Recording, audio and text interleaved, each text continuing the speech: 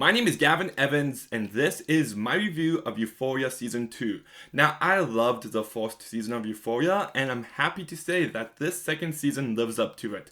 I thought this was a great season of television, which surprises me because this show, on concept alone, I should hate. Like, this show is filled with everything I hate about today's society. If somebody watched this show and told me they hated it because they found it to be trashy, I'd perfectly understand them. This show's got constant drug use, it focuses on drama between characters, and it's a very sexual show. Like, within 2 minutes of this season, I'm just like, yeah, I forgot just how graphic this show is. But it never condones any of it. In fact, it highlights the emptiness that they bring. This show showcases broken people and how they tend to cope and how it breaks them only further. Each character and plot is filled with depth and nuance, and you do feel for each and every character. And it really tests that at times. Like, there are some moments where characters that you like are doing really despicable acts. But you always understand their mindset and how they're just doing their best, no matter how flawed they are. Let's talk about each and every character, beginning with the star of the show. This is her show, and the character's name is Rue, played so perfectly by Zendaya. Within the first episode, you gain a sense of just how far she has fallen since the ending of season 1. She gets stuck in a terrible, uncomfortable situation. She literally almost dies at a point and can only laugh about it afterwards, making light of a very serious situation. Like, that should have been a wake-up call. She's just at rock bottom, and you really gain that sense. It's just as clear as day, she's at rock bottom. I don't like how at the end of the first episode though, her and Jules made up already. Like, a big part of the ending of season 1 is that they separated. You got 2 specials about them talking about it. And then for them to make up just like that, it seemed awfully quick, awfully easy, but I do think that's part of the point of the characters. But we do got one great moment with Rue while she's dancing to I want to say it's a Bobby Darin song. And she's just having the time of her life, singing and dancing, and then she notices that her sister's watching her, and she's just like, "Are you on drugs?"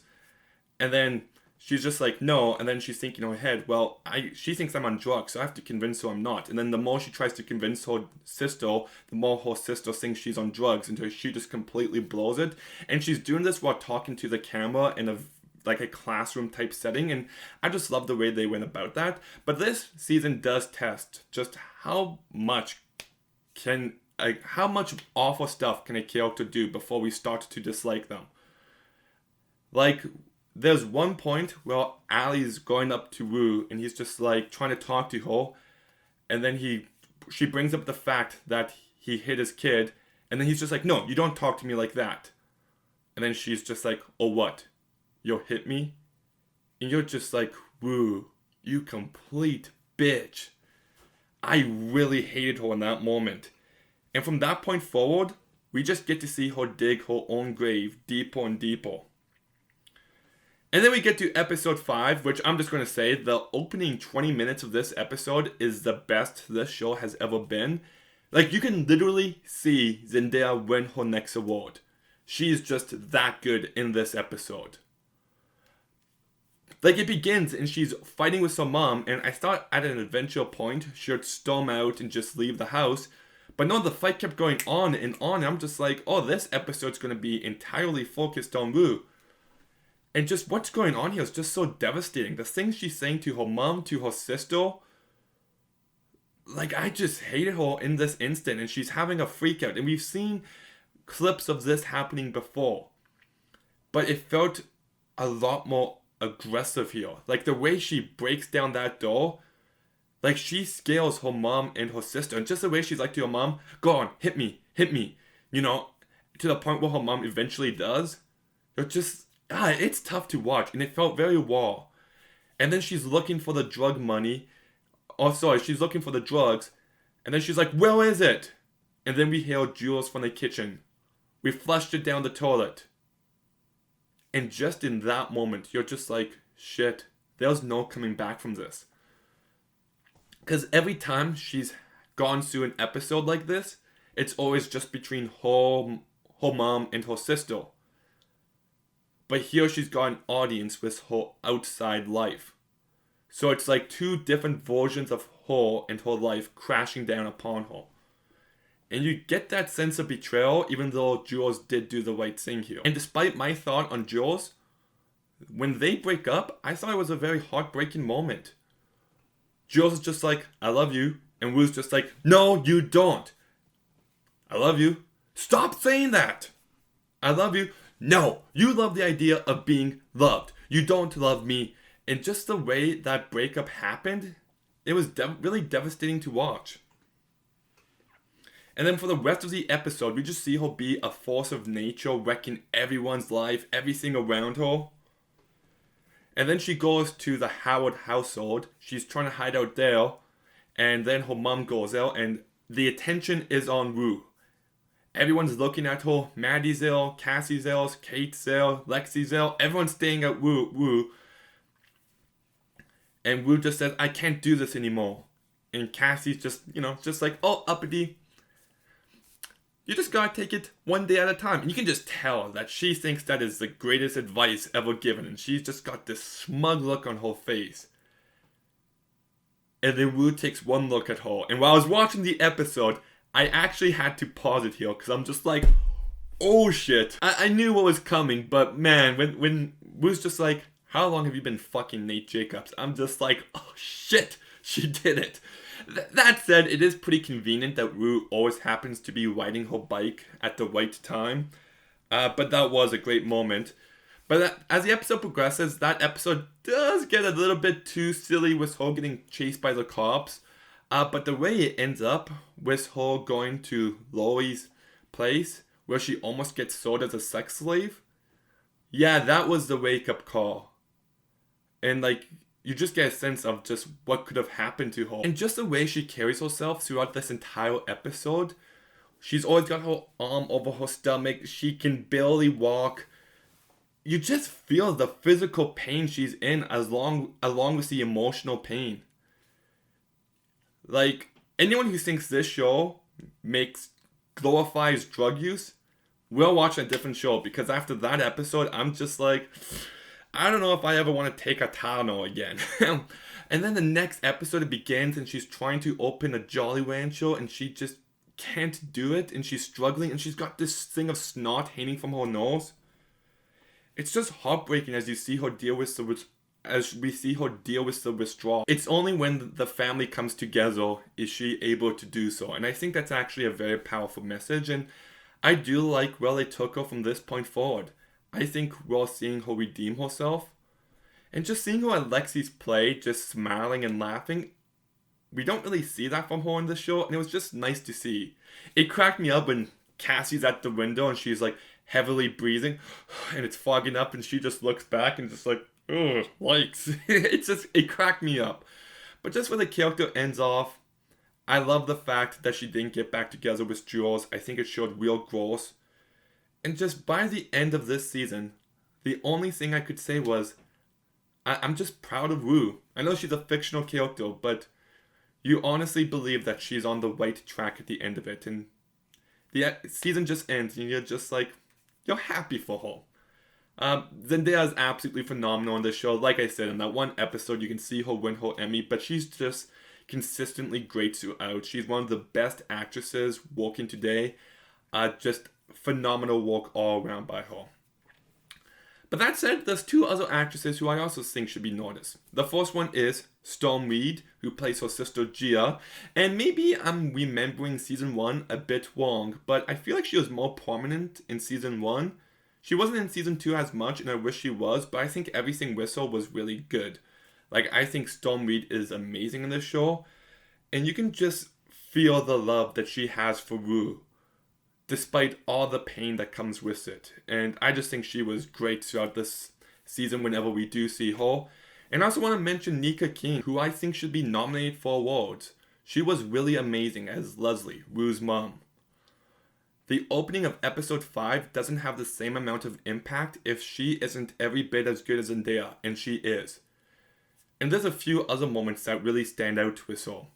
That scene where she's talking to the rehab, where they're telling her that they can't get Rue in, and she's just crying on the phone, you feel her pain. That one scene in episode 7, while she's sitting with Rue, and she's just like, I give up on you. Gia's not doing good, and I can't put all my attention on you. You're on your own now, kiddo. I gotta be there for Gia. And you understand her, and it was just a very heartbreaking, powerful moment. And I just think Mika King was absolutely phenomenal this season.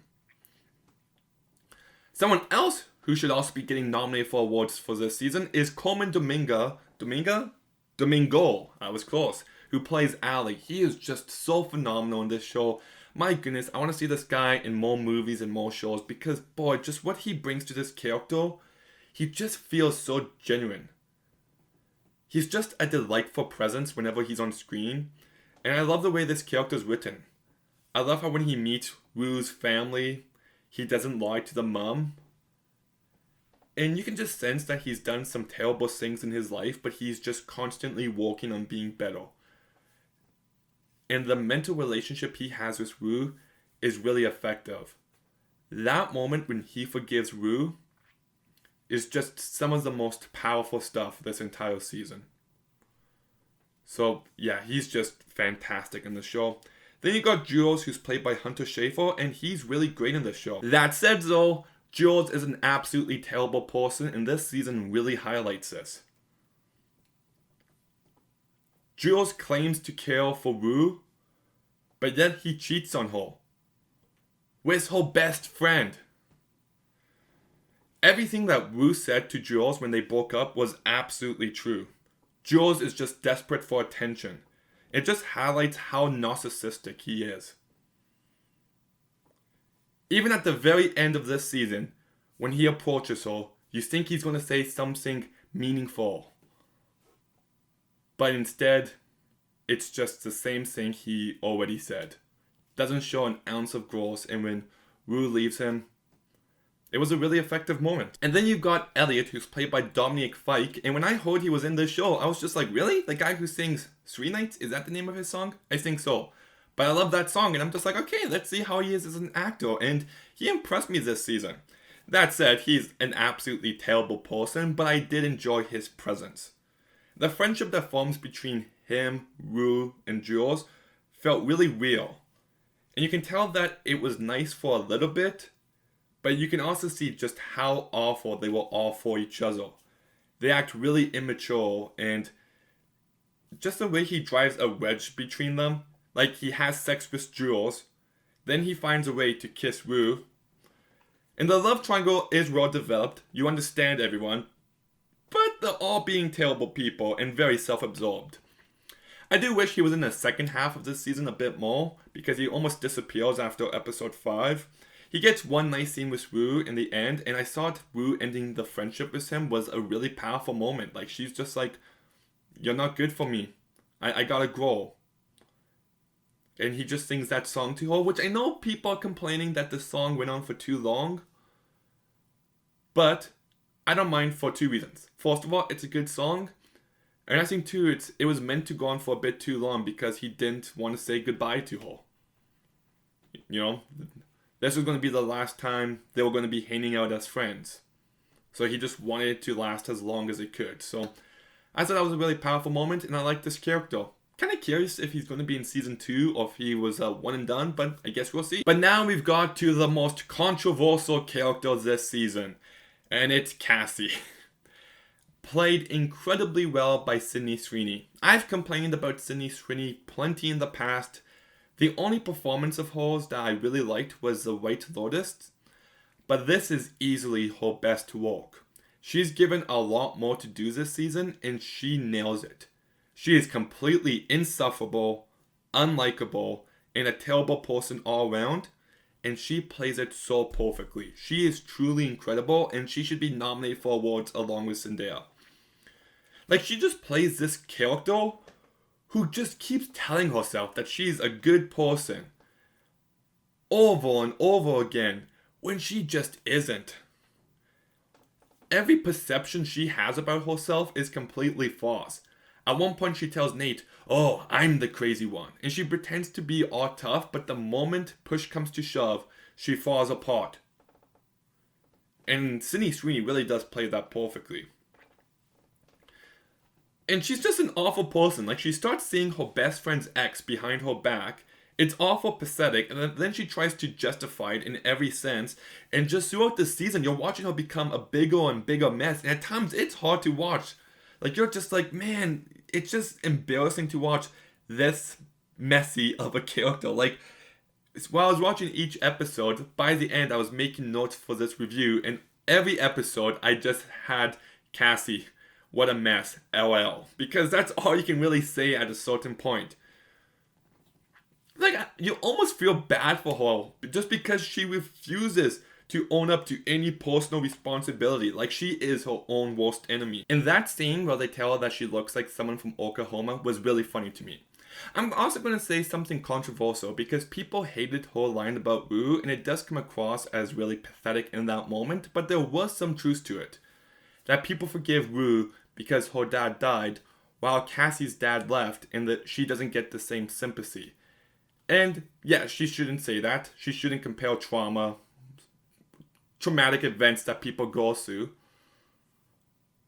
But I do think there is some truth in that. That said though, Rue denies it to any point. Like, well, she's smoking drugs with Elliot. She's just like, people think I'm doing this because of my dad, but I'm really not. But she most definitely is, and that becomes very clear this season. While Cassie uses her dad as an excuse to act the way she does. She uses it as an excuse. And Rue's perfectly aware of who she is, what kind of person she is, and how what she's doing is wrong, while Cassie lacks that same self-awareness. But Cassie's relationship with Nate is really awful. It's really, really awful. It's likes. But I do like Maddie's line to her because Cassie's just like, you know what? He broke up with me even before I got on that stage. And Maddie just smiles and she's like, don't worry, this is just the beginning. You just get a sense of how terrible they're going to be for each other. Speaking of Maddie, played incredibly well by Alexa Demi. I did not like her much in the first season at all, but this is the character who redeemed herself for me this season. I actually cared for her this season as she tried to better herself, and I just found her to be much more likable. She's acknowledged that she's made mistakes, that she's not a perfect person, but you can see that she's actively trying to be. And she also gives one of the most human moments this entire season, and that's saying a lot. Because everybody's just like, oh, when Maddie finds out about Cassie and Nate, she's going to be furious, she's going to kill her. And then we get a flashback to that scene where she finds out. And you can just see how broken up she is. She's not even mad. She's worried for her friend. She's sad. And her friend won't even talk to her about it. She knows that her best friend's about to be abused by the same person she was. And she's just... when she's banging on that door, just begging Cassie to just give her an explanation to her face, and Cassie can't do it, you really do feel bad for her. And I also like that friendship she forms with the person that she's babysitting for. Because they kind of have like a mentor relationship, and, she tells her about stuff that she did when she was Maddie's age and all that, and she just really brings her down to earth and just gives her some much needed perspective. But yes, I thought this character was much better here, and I thought Alexi Demi was great. I would be okay if she got nominated for awards. And then you've got Nate, who's played incredibly well by Jacob Elordi, but man, this is just a despicable character. Just the way he treats people, the things he does, it's a character you love to hate. But you do understand him. In the first season, we see how his dad affected him. But in this season, we also see how his mom affected him, because she's just as bad in some ways. Like, she just laughs about the fact that he choked a girl. She doesn't hold him accountable. And that really says a lot about his character. There are some moments where Nate seems genuine, but you're just like, is he actually being genuine or is he just being manipulative? And it's usually the latter. Now, I do like how his story ended with him turning in his father. I do think that was a sign of real growth. I still think this character is despicable, but I got the same sense they're going to try to redeem him in season 3. And then you've got Nate's dad, Kyle, and I don't really like the direction they took him. He's definitely given much more to do this season, and they do try to make the audience sympathize with him somewhat. But first of all, his backstory was way too long. Like, that was the first 20 minutes of that episode.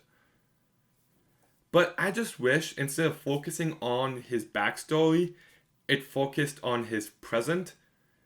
If it highlighted how he failed as a dad, as a husband, and just as a human being in general. And how if he left because he thinks his family would be better off without him, that would be a much more effective character journey for him. That self-awareness angle would have really worked and could have somewhat redeemed him. Like a character who's trying too late to be better. But instead they go the angle of the repressed gay man who's in a very unhappy marriage, who's still not over his childhood crush. And I just don't buy it. Like, that was what, 20, 25 years ago? And you're still not over your high school crush? I really don't buy it. I'm glad the character got what he deserves by the end. And Eric Dane is really great this season. Like, he's much better here. But I still don't like lots of the writing behind it. And then we've got an opinion that's not going to be popular, but we've come to Kate. And people hate the fact that Kate didn't have much to do this season. And I thought that was a really good thing. Now, Bobby Farah is good, but this character's story in season 1 was easily my least favorite, and I don't really care for this character. I think she's someone who works better off in the background. And what we get of a story with her was decent enough. We see her become this awful, gaslighting, abusive person, and you buy it. That scene with Ethan at the dinner was really well written because we just see how awful she is and how good of a guy Ethan is. In this entire show, we've got this group of girls who hate Nate because he's abusive and awful, but yet they're friends with someone. And I do think it gives an interesting perspective, which I'll be interested to see in how they follow up with that in season 3. If she's in season 3. Apparently Bobby and the director didn't get along good, so yeah. And then we've got Lexi, played by Maud Apatow, and she's great this season. And I just love the fact they give her more to do. That scene in episode 3 of This Is Life was just wonderful, and I love the fact that she wanted to put on this play. That said though, this school would not put on that play, and nor would they have the budget for it. But just when her play begins and the episode has an overture, I thought that was really wonderful. And I loved how in the play, we just gained a sense of her perspective, of the outsider perspective. But I also love how we see more of her friendship with Rue before Rue's dad died and before Lexi's dad left, when they were more normal. And we just see how close they used to be. And I just like their friendship, and I love the fact that she starts a relationship with Fez, and the way that begins in the first episode just seemed very natural, how Fez was interested in her and how she hasn't received that, and I thought these two characters had a lot of depth, and I liked the relationship to the point where I wanted more of it. Like in the first episode, I'm like, I like them together. We get them together kinda in one scene in episode 2, and then there's like 4 episodes of nothing, and it's just, I wish it was a bit more consistent on that front. Speaking of Fez, he's played incredibly well by Angus Cloud, and once again, I love that forcing with him and Lexi, but how when he gets up to beat up Nate, that was just a satisfying moment. It was brutal, it was a long time coming, and I just love how Rue's like, damn, and then it cuts to credit, I just died in your arms tonight, just wonderful, love it. Then we've got Ashtray, who is not a character I like. I do not feel like he belongs in this show. Everyone else feels like a broken teenager, someone, just these empty people, and Ashtray just feels like he's from an entirely different show, and it just takes me out of it. I don't really care for this character, so his death had zero impact on me. I'll touch on it a bit more later, but I didn't like his death scene at all.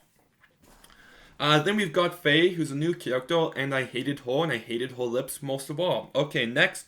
One thing I made a note of is how this season highlights the parents' relationships with each other.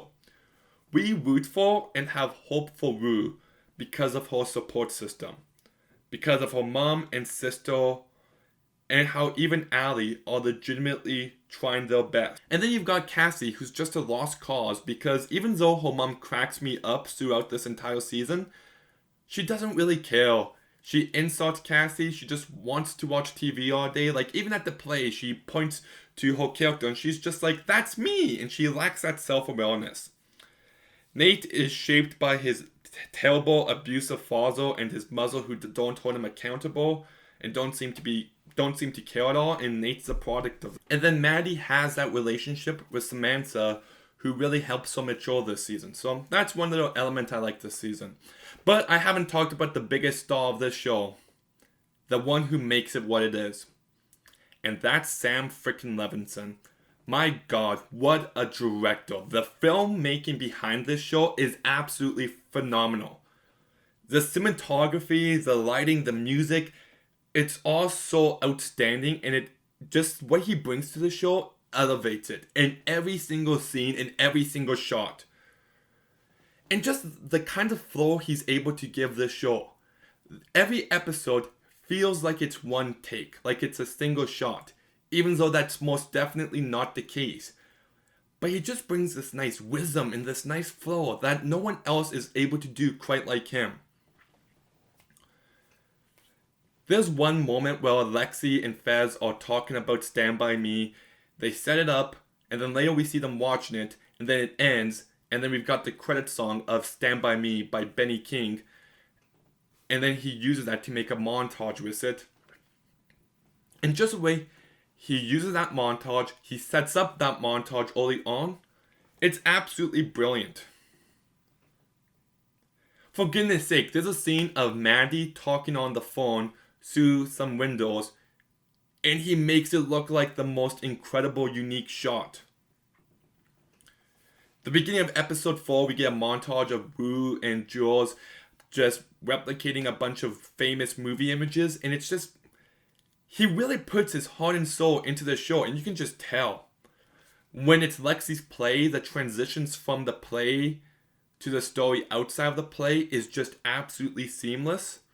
And I'm actually kind of a bit curious, because I know some of this show is inspired by his real life occurrence, and how I wonder if there's a point being made with Lexi's play about how she's showcasing all these broken people like Sam is. I'm kind of curious if there's something there, but no, just the cinematography, the use of music throughout, it's all absolute masterful. Like Sam Levinson, love him or hate him, but I think he's one of the best directors working today, quite easily.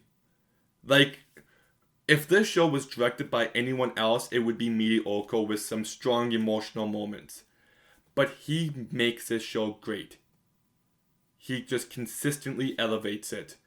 Even if there's some scenes where I'm just like, I don't like what this scene is doing story-wise, what he brings visually to that scene is always just phenomenal. And it's, you can just tell he put so much effort into it, and I appreciate that. Speaking of the music, the use of the songs throughout is great. You've got yourself a great selection of songs with mass variety among them. But, I love Labyrinth, but I wanted more! The season 1 soundtrack is my second favorite soundtrack to any TV show ever. You've got that,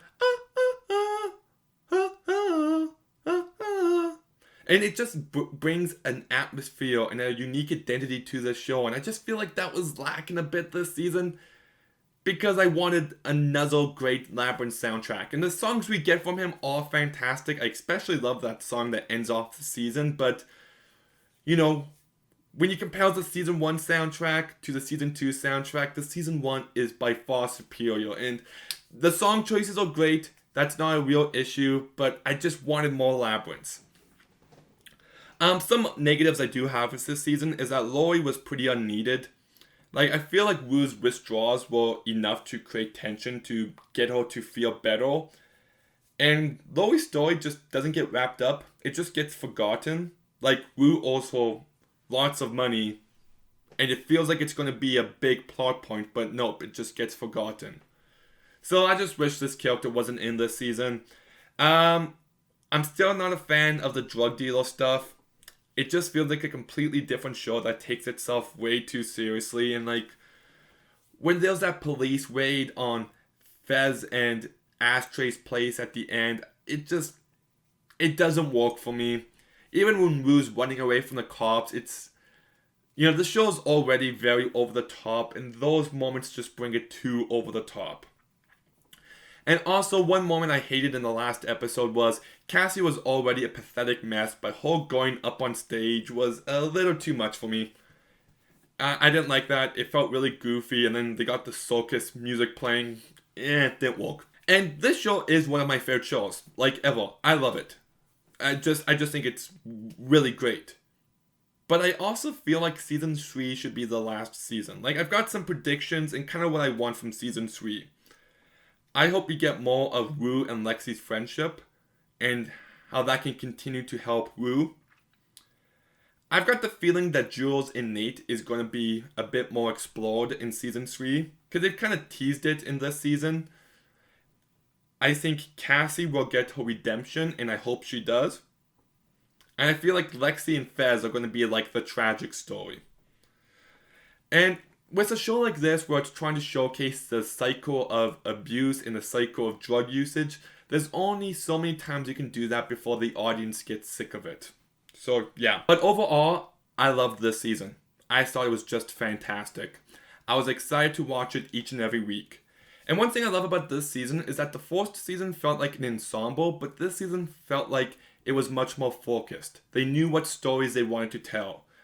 Wu and Cassie were the clear main characters, and the supporting cast exists in the background while still having enough depth without taking attention away from them. And I think that's the way it should be. There were some incredible emotional moments that really broke my heart this season. It further develops the characters in impactful ways. And where season 1 ends on a note of hopelessness, I really like the fact that season 2 ends on a hopeful note. I do wish we got a moment like the All of Us scene at the end of season 1, but man, I really love this season. I shouldn't like this show on concept, but the execution of it just works for me. It's entertaining, it's incredibly well made, it's got emotion, it's got depth. Yeah, it can be a bit trashy in moments. Yeah, it can be a bit too over the top in moments. But I'm consistently entertained, and Sam Levinson always elevates it, even when the script starts to lose me. So I'm going to go ahead and give Euphoria Season 2 an 8 out of 10. Okay, have you seen Euphoria Season 2? Are you for real? Yeah? Get it? But let me know in the comments down below what you thought of it. Make sure you like, make sure you comment, make sure you subscribe. Stay tuned for some more videos soon, and Gavin out.